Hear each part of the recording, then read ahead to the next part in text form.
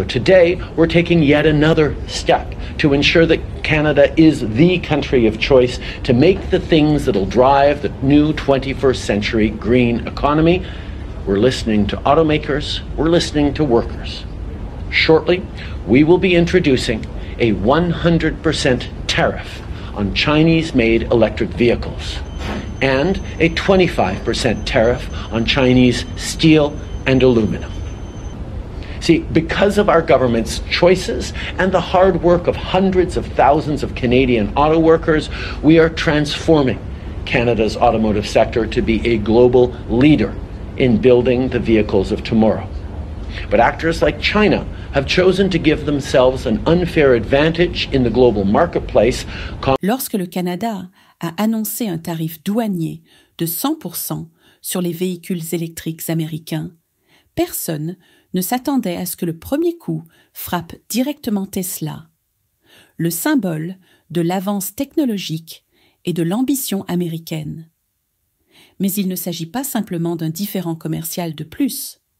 Sous la surface se cache un bouleversement sismique qui pourrait remodeler l'ensemble de l'industrie automobile mondiale, menacer des centaines de milliers d'emplois et même ébranler l'équilibre du pouvoir économique entre les États-Unis et le reste du monde. S'agit-il du début d'un déclin ou simplement d'un revers temporaire pour un empire? Une crise commerciale éclate. Tesla en péril, mais toute l'industrie automobile américaine pourrait être la prochaine. Tesla, une entreprise souvent considérée comme l'incarnation de l'innovation américaine, fait désormais face à une menace existentielle dans l'un de ses marchés internationaux clés. Le Canada a annoncé un tarif d'importation stupéfiant de 100% sur les véhicules électriques fabriqués aux États-Unis, une décision politique qui pourrait bouleverser non seulement le modèle économique de Tesla, mais l'ensemble de l'industrie automobile nord-américaine. Si cette mesure est appliquée, le prix d'une Tesla Model 3 au Canada pourrait doubler, passant d'environ 40 000 $ à 80 000 $. Ce n'est pas simplement de l'inflation, c'est une sortie forcée du marché canadien. Une telle explosion des prix rendrait Tesla inabordable pour l'acheteur moyen, redirigeant l'attention des consommateurs vers les marques européennes comme Volkswagen, BMW et Mercedes, qui sont exemptées de ce tarif. Mais l'histoire va bien au-delà des prix des véhicules. Tesla ne perd pas seulement des ventes. Elle risque aussi de perdre la confiance des investisseurs. L'entreprise détient environ 70% du marché américain des véhicules électriques et ambitionnait d'élargir sa présence au Canada avec plus de 50 000 unités prévues à la vente en 2025. Désormais, ce projet est menacé. Si les ventes s'effondrent au Canada, l'action de Tesla pourrait subir un choc important, entraînant des répercussions sur l'ensemble de ses opérations mondiales. Étant donné que la valorisation boursière de Tesla est étroitement liée à son récit de croissance, une telle perturbation pourrait ébranler Wall Street et ralentir son expansion dans d'autres régions. Ce qui est particulièrement inquiétant, c'est que cette décision du Canada ne s'inscrit pas dans un contexte isolé.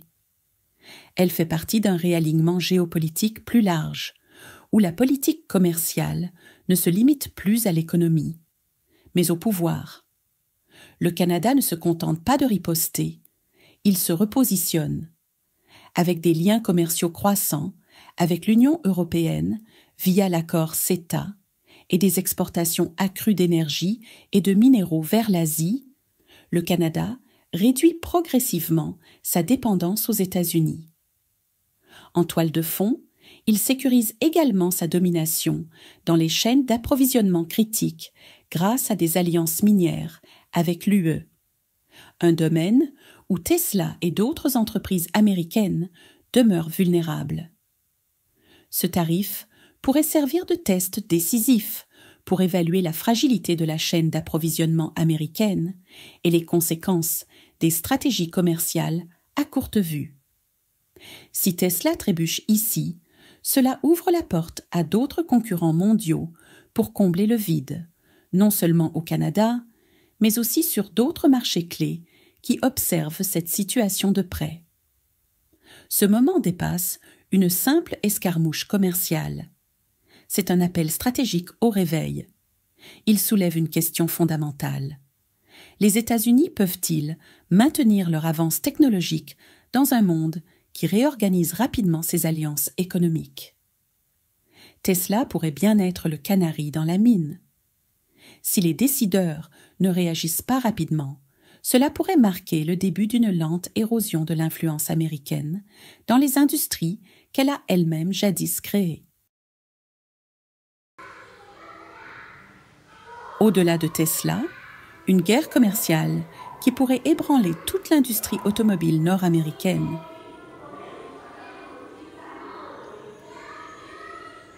Si Tesla est actuellement dans la ligne de mire, ce n'est que le premier chapitre d'une crise bien plus vaste, menaçant d'engloutir toute l'industrie automobile nord-américaine. Le tarif de 100% imposé par le Canada sur les véhicules électriques américains peut sembler être une réponse ciblée, mais il révèle quelque chose de plus profond, un changement stratégique qui pourrait défaire des décennies de coopération manufacturière transfrontalière étroite. Au cœur de cette tempête se trouve la chaîne d'approvisionnement automobile hautement intégrée entre les États-Unis et le Canada, un réseau né sous l'ALENA et restructuré avec la CEUM. Les constructeurs américains, comme Ford, General Motors et Stellantis, anciennement Chrysler, dépendent d'un flux sans interruption de composants, de main-d'œuvre et de matières premières en provenance des usines canadiennes. Les moteurs peuvent être fabriqués à Windsor, en Ontario, les transmissions au Michigan et l'assemblage final au Tennessee. Il ne s'agit pas seulement de coopération, mais de codépendance. Aujourd'hui, cet écosystème entier est menacé. Si le Canada riposte davantage avec des tarifs sur les batteries tonnes pour véhicules électriques, l'acier, l'aluminium et surtout les minéraux critiques comme le lithium, le nickel et le cobalt, les effets pourraient être sismiques. Ces ressources ne sont pas de simples marchandises, elles sont la sève vitale de la prochaine génération de véhicules électriques. L'ironie est frappante. Alors que les États-Unis tentent de promouvoir l'adoption des VE par le biais de subventions fédérales et de lois sur les infrastructures vertes, ils repoussent simultanément leur fournisseur le plus proche et le plus fiable. Il ne s'agit pas seulement de deux pays exhibant leur puissance économique. Il s'agit de savoir qui dirigera la prochaine révolution industrielle. L'Europe et l'Asie avancent rapidement. La Chine contrôle plus de 60% du traitement mondial du lithium et l'UE a engagé des milliards dans des usines de batteries VE locales. Si les États-Unis échouent à préserver leur réseau manufacturier nord-américain, ils risquent de perdre leur avantage concurrentiel.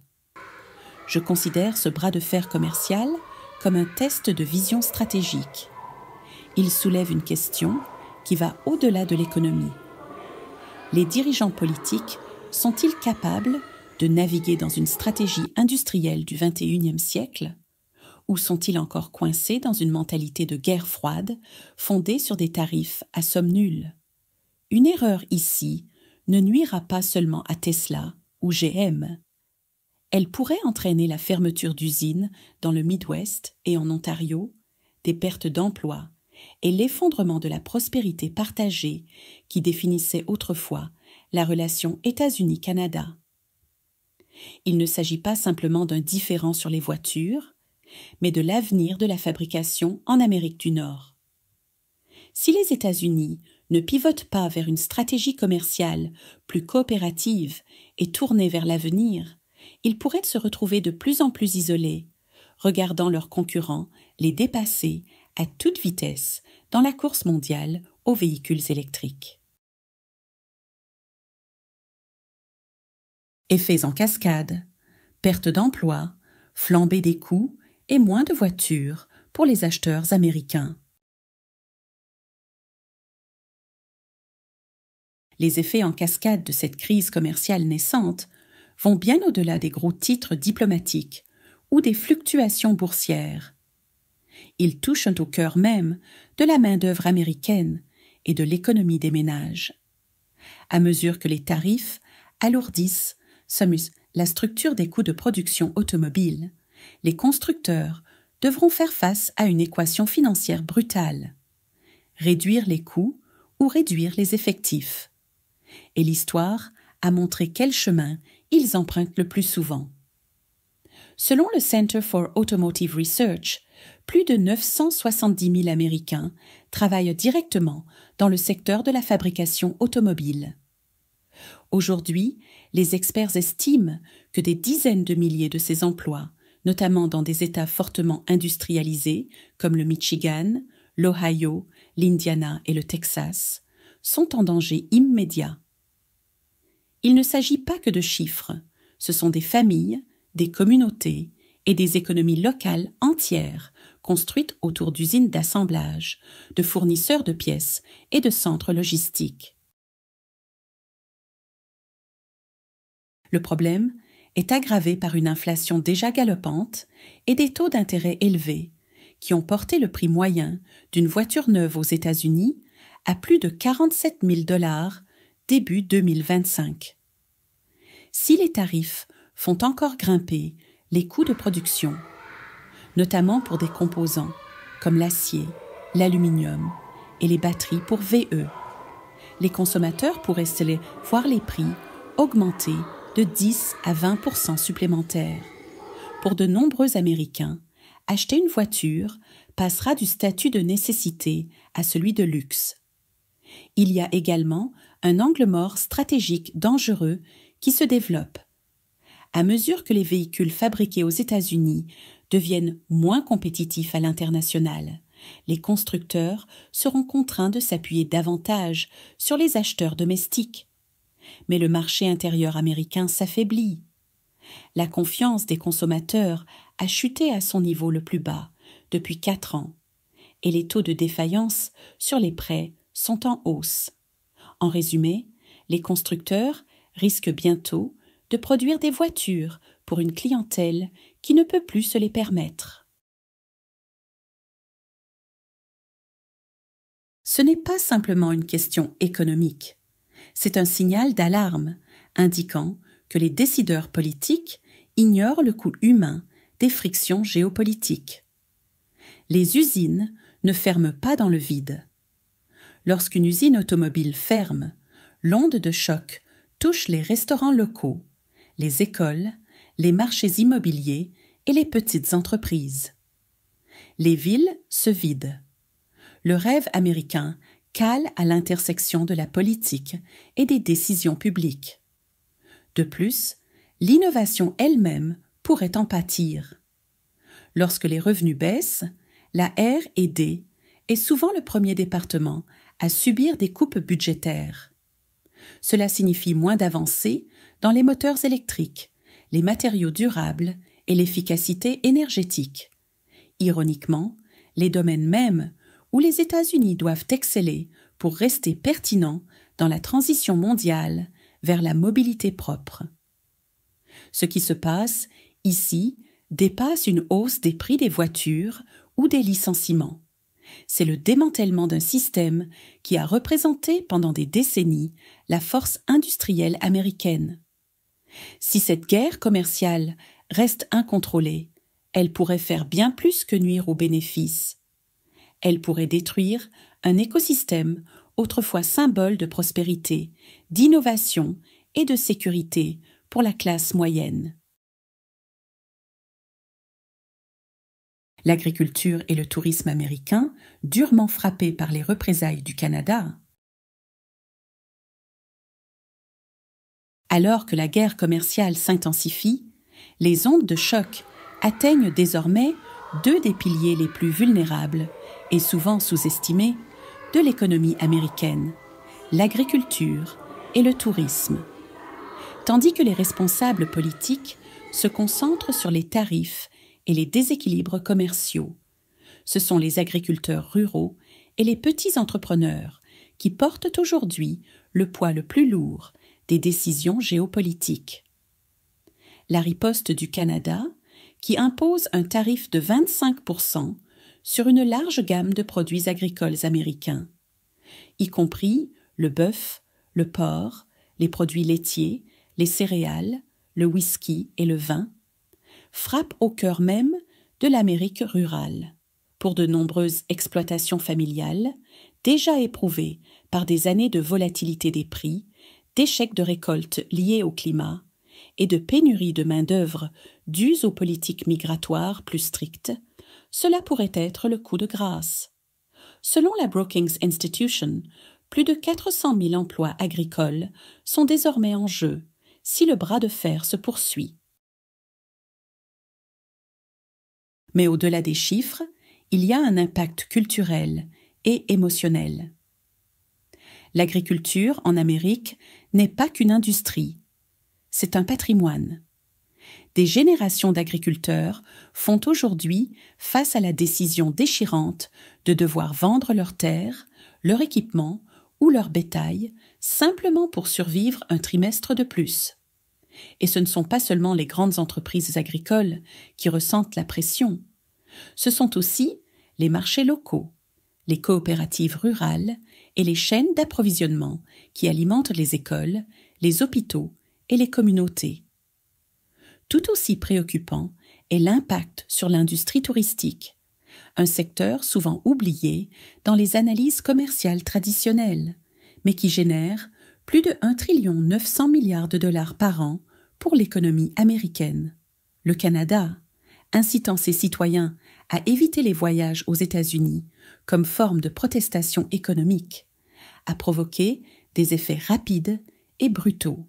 Les touristes canadiens, qui représentent près de 40% de tous les visiteurs internationaux aux États-Unis, ont commencé à annuler leurs voyages en masse. Rien que pour le premier trimestre de 2025, les États-Unis ont perdu plus de 2,1 milliards de dollars de revenus touristiques. La Floride, habituellement un aimant pour les snowbirds canadiens, a perdu plus de 400 millions de dollars en seulement 3 mois. Les chaînes hôtelières, les restaurants en bord de mer, les tours opérateurs et même les parcs d'attractions signalent d'importants reculs. La Californie, New York et le Nevada enregistrent également une forte baisse des réservations et des emplois liés au tourisme. Ce qui est profondément préoccupant, c'est la manière dont l'impact sur l'agriculture et le tourisme révèle un angle mort dangereux dans la stratégie commerciale des États-Unis. Ces secteurs ne sont pas facilement protégés des manœuvres politiques. Ils sont ultra sensibles à la perception, à la confiance et à la stabilité. Contrairement à l'acier ou aux semi-conducteurs, on ne peut pas stocker des touristes perdus, ni récolter les produits non vendus plus tard. Ce n'est pas qu'un contre-coup économique. C'est une fracture dans le tissu social. Si elle est ignorée, elle pourrait conduire à un profond désenchantement dans des régions qui se sentent déjà abandonnées par Washington. Ce que nous observons n'est pas simplement un différend commercial, mais un fossé croissant entre la rhétorique politique et la réalité quotidienne de millions d'Américains. Tandis que les États-Unis durcissent leurs échanges, le Canada étend sa portée mondiale. Alors que les États-Unis redoublent d'efforts dans leur approche protectionniste, utilisant les tarifs comme des instruments politiques brutaux, le Canada joue un jeu bien différent. Tandis que Washington construit des murs, Ottawa construit discrètement des ponts, en utilisant la diversification commerciale, non pas comme un plan de secours, mais comme une stratégie tournée vers l'avenir pour rester pertinent à l'échelle mondiale. Au cœur de cette évolution se trouve l'accord économique et commercial global entre le Canada et l'Union européenne, AECG, qui a considérablement remodelé le paysage commercial canadien. Depuis son application provisoire en 2017, l'AECG a contribué à faire dépasser le commerce Canada-UE la barre des 100 milliards de dollars annuels, ouvrant aux entreprises canadiennes un accès à plus de 500 millions de consommateurs européens. Ce n'est pas qu'un accord commercial, c'est une déclaration d'intention. Le Canada réduit activement sa dépendance envers un seul partenaire, en particulier un partenaire de plus en plus imprévisible. Parallèlement, la stratégie énergétique du Canada a opéré un revirement remarquable. Autrefois, près de 97% des exportations de pétrole canadien étaient destinées aux États-Unis. Aujourd'hui, une part croissante est redirigée vers l'Asie, avec des pays comme le Japon et la Chine qui deviennent des acheteurs enthousiastes. Ce changement est plus que symbolique. Il reflète la manière dont le Canada exploite ses ressources naturelles pour forger de nouvelles alliances géopolitiques. Avec une demande énergétique mondiale en forte hausse après le Covid et des chaînes d'approvisionnement perturbées par la guerre en Ukraine, les hydrocarbures canadiens sont désormais un atout géopolitique convoité. Mais le coût le plus stratégique provient peut-être des minéraux sous les pieds et du Canada.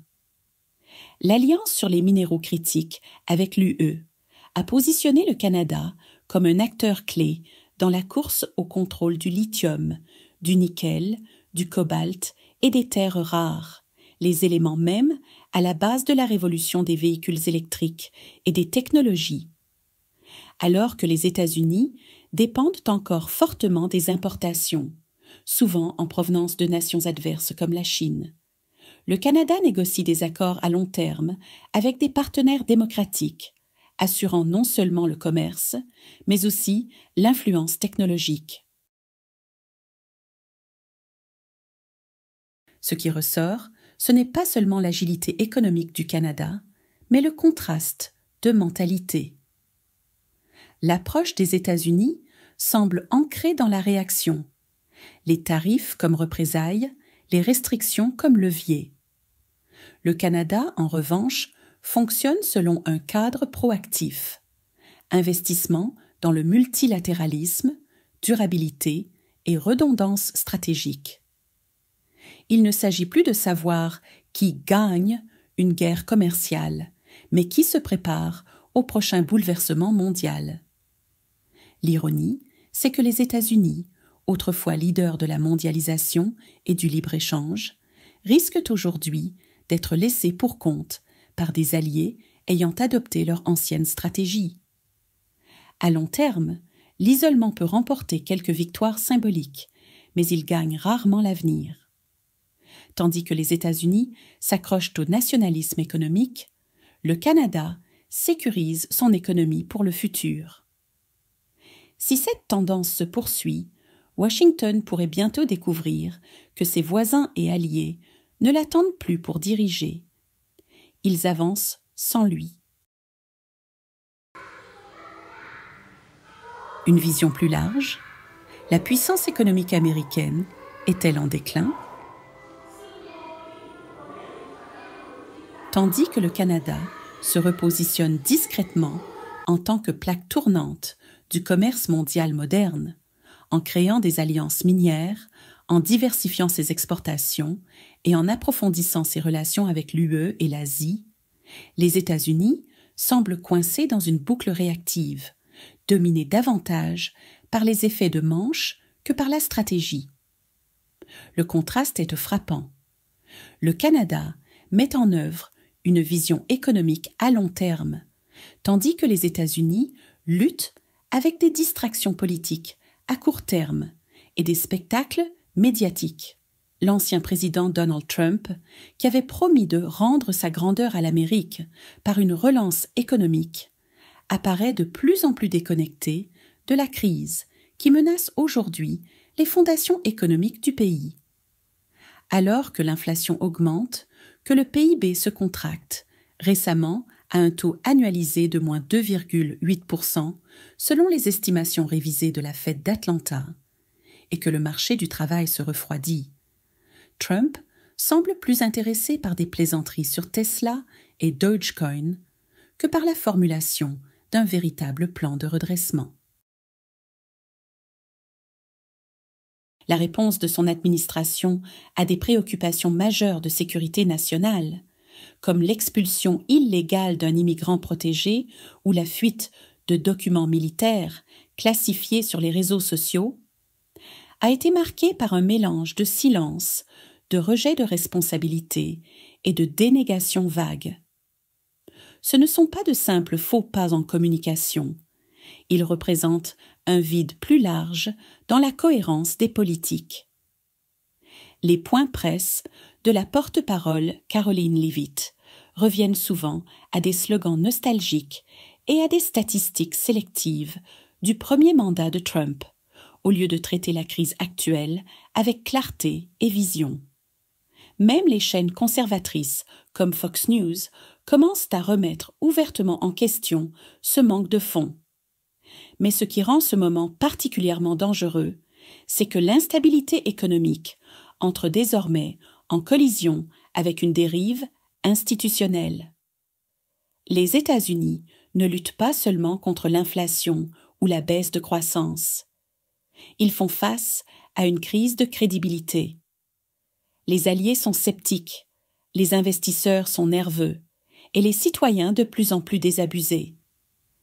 Selon un sondage Pew Research de 2025, plus de 63% des Américains estiment que le pays va dans la mauvaise direction sur le plan économique, contre 47% l'année précédente. Ce que nous observons, ce n'est pas simplement un dysfonctionnement politique, mais une lente érosion de la capacité stratégique de l'Amérique. Le monde n'attend plus le feu vert de Washington. L'Europe renforce son indépendance énergétique verte. Les BRICS construisent leurs propres institutions financières. Même des alliés traditionnels, comme le Japon et la Corée du Sud, concluent désormais des accords directs en matière d'énergie et de commerce, avec des nations que les États-Unis considéraient autrefois comme faisant partie de leur sphère d'influence. La force de l'Amérique n'a jamais été uniquement son économie. C'était la vision qui la sous-tendait. Planification à long terme, partenariats mondiaux et leadership fondé sur l'état de droit. Mais aujourd'hui, cette boussole semble tourner dans tous les sens. Si les États-Unis ne se réorientent pas, en passant des effets de scène à une politique réfléchie, ils ne perdront pas seulement de l'influence. Ils pourraient perdre la capacité même de façonner l'avenir. Et maintenant, un règlement de compte ou une remise à zéro. Les retombées de la guerre tarifaire autour de Tesla ne sont pas un incident isolé.